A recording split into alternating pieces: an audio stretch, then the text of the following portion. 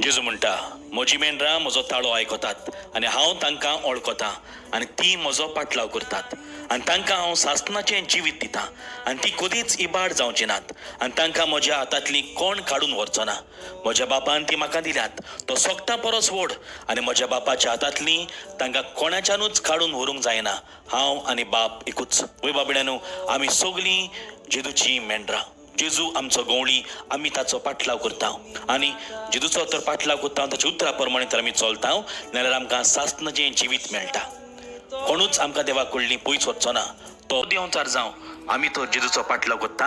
आमकां कोणाचीच भिरांत ना, कोणाच्या उतरा फाटल्यान आमी वेचे न्हय, पूण जेजूची उतरां सासणाच्या जिविताची आनी त्या पासत ताच्या उतरा प्रमाणे जेजूच्या उतरा प्रमाणे आमी चलुया. कित्याक जेजू आनी बाप, जेजू देव एकूच. म्हणटच जेजूच्या उतरा प्रमाणे चलुया आनी सासणीक जिवीत आमी जोडून घेतलें. कोणाचीच भिरांतीन जिवचें न्हय, कोण कितें म्हणटा म्हणून आमी निराशी जावचें न्हय, पूण जेजूची पाटलावदारां कशी बोळान जेजूक परगटुया. बोळान जेजूची पाटलावदारां म्हणून आमच्या उतरांतल्यान कुन्यांतल्यान आमी दाखोवया.